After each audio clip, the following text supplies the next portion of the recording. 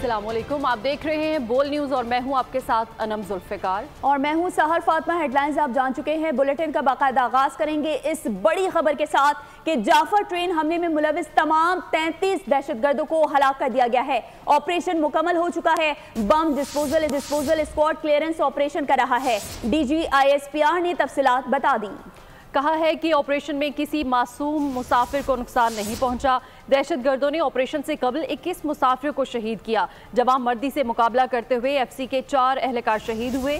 Operation में air force की मुकम्मल सपोर्ट थी। ऑपरेशन इंतहाई महारत से किया गया। भारतीय मीडिया प्रोपेगेंडा करता रहा। पुरानी फुटेज दिखाकर दुनिया को धोखा दिया गया। ये दहशतगर्द दौरान ऑपरेशन अफगानिस्तान में अपने सहूलतकारों और मास्टरमाइंड से सैटेलाइट फोन के जरिए राब्ते में थे।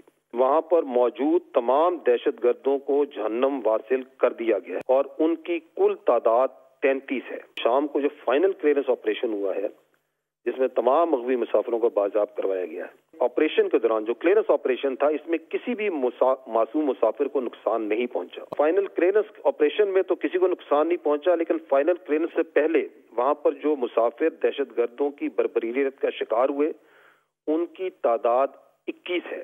इसके अलावा रेलवे पिकेट पर तैनात 3 FC जवान शहीद हुए, जबकि FC की गजाबंद स्काउट्स का एक जवान कल दौरान ऑपरेशन शहीद हुआ। टोटल कुल 4 FC के जवान शहीद हुए।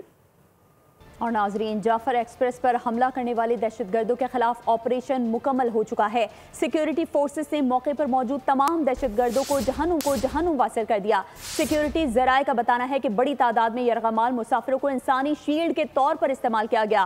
फोर्सेस ने कामयाब ऑपरेशन करते हुए 190 मुसाफिरों को बाजियाब करा लिया। क्लियरेंस ऑपरेशन में इंतहाई एहतियात और महारत का मुजाहरा करते हुए कीमती जानें बचाई गई।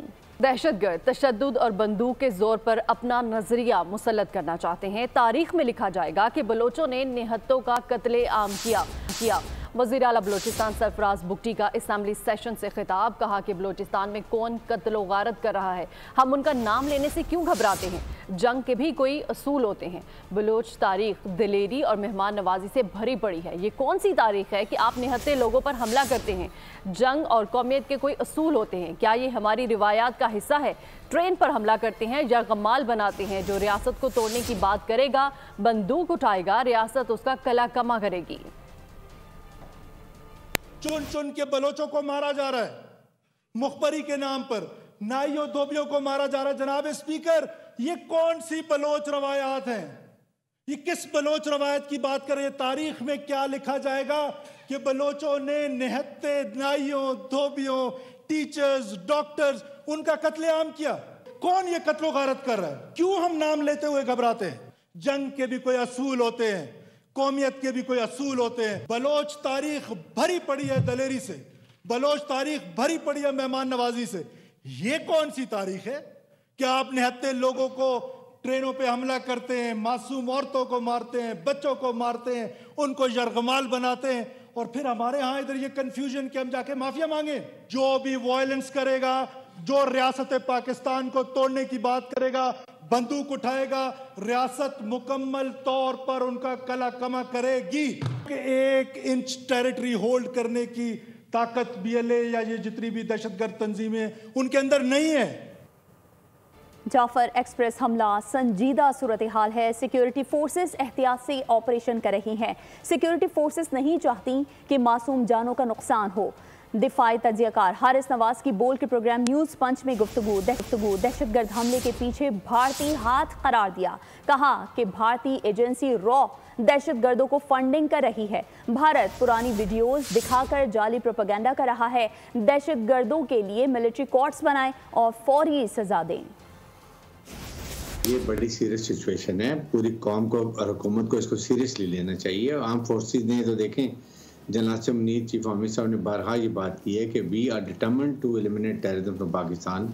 इसके लिए जितनी कुर्बानी देनी होगी, जितनी शहादत देनी होगी, वी विल डू इट। हुंडी का पैसा आ रहा है, उसके बाद स्मगलिंग का आ रहा है, फिर नारकोटिक्स का आ रहा है, फिर और चीज़ें स्मगल हो रही हैं। ये पैसा सारा इनको जाता है, जिसकी वजह से टेररिस्ट ऑर्गेनाइजेशन होते हैं। फिर उसके बाद इंडिया जो रॉ जो उनको फंडिंग कर रही है, काबुल में बैठे हुए, अभी भी वो कम्युनिकेशन में है, वो किया जाता है। तो इसको सब मिल के करेंगे तो फिर ख़त्म होगा। जो इंडिया फेक न्यूज़ चला रहा है, प्रोपेगेंडा कर रहा है, पुरानी वीडियो दिखा रहा है, एक मखसूस पॉलिटिकल पार्टी है वो उनको तो मौका मिल गया। जी जी, आप एक जो ऑल पार्टी कॉन्फ्रेंस APC करें, जैसे ये शहीदों के जो APS के स्कूल के हुआ था, आप वहाँ पर चार्टर और जो बना हुआ उसको तो अमल करें और सेकंड स्पेशल मिलिट्री कोर्ट्स बनाएं, इसके लिए स्पेशल बनाएं टेररिस्ट के लिए, इसके एक्सक्लूसिव, और वहाँ पर उनको इमीडिएट सजा दे के उनको जो सजा देनी की जाए उनको सॉर्ट आउट किया जाए ताकि डेटरेंस तो हो।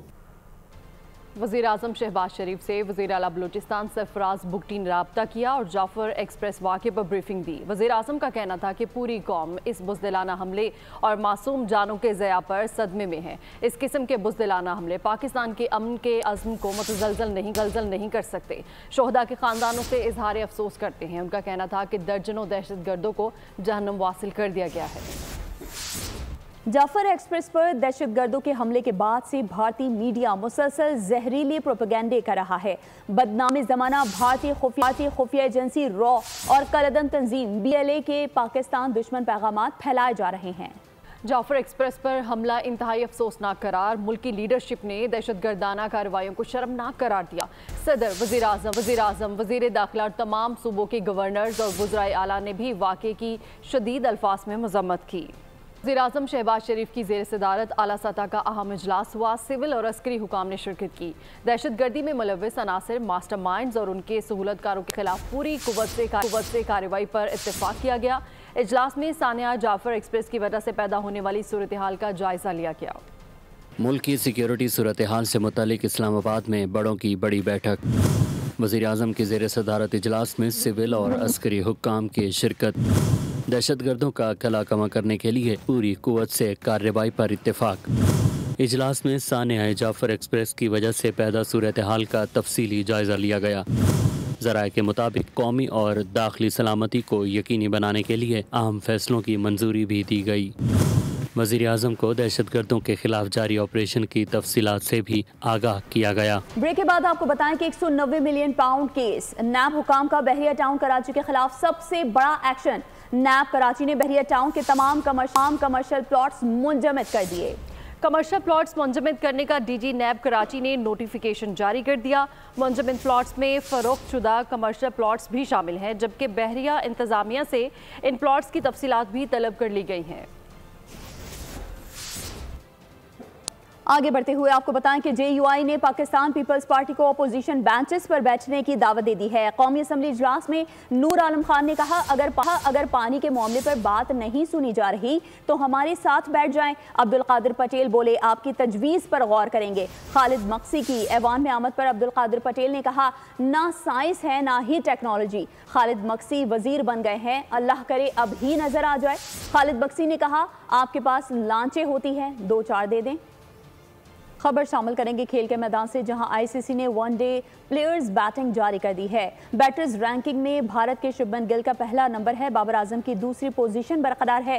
रोहित शर्मा 2 दर्जे तरक्की के बाद तीसरे नंबर पर आ गए। बॉलर्स में श्रीलंका के महेश थेक्ष्णा का पहला नंबर बरकरार है। न्यूजीलैंड के मिचेल सेंटनर 6 दर्जे तरक्की के बाद दूसरे नंबर पर आ गए। भारत के कुलदीप यादव की तीसरी पोजीशन है। वनडे ऑलराउंडर्स में अफगानिस्तान के अजमतुल्ला उमरजे का पहला नंबर बरकरार रहा। तो दूसरी जानिब पाकिस्तान ने ITF masters world tennis championship के सेमीफाइनल के लिए क्वालिफाई कर लिया है। तुर्किया में जारी इवेंट के क्वार्टर फाइनल में आसाम उल हक, अकील खान और शहरियार सलामत पर मुश्तमिल पाकिस्तानी टीम ने जमहूरिया चेक को 2-1 से शिकस्त दी है। ग्रुप मरहले में कौमी टीम ने रोमानिया और मेज़बान तुर्किया के खिलाफ फतह समेटी थी। सेमीफाइनल में पाकिस्तान का मुकाबला फ्रांस से होगा। मौसम की बात करेंगे। कराची में गर्मी की शिद्दत में कमी आने लगी। पंजाब के मुख्तलिफ शहरों में बादल बरसे। खैबर पख्तूनख्वा, गिलगित बल्तिस्तान और कश्मीर के मुख्तलिफ शहरों में बारिश और पहाड़ों पर बर्फबारी ने मौसम सर्द कर दिया। इसी के साथ ही न्यूज़ स्टूडियो से फिल वक्त इतना ही। मजीद खबरों और अपडेट्स के लिए विजिट कीजिए हमारी वेबसाइट bolnews.com और देखते रहिए बोल। सब्सक्राइब करें और बेल दबाएं ताकि कोई खबर रह न जाए।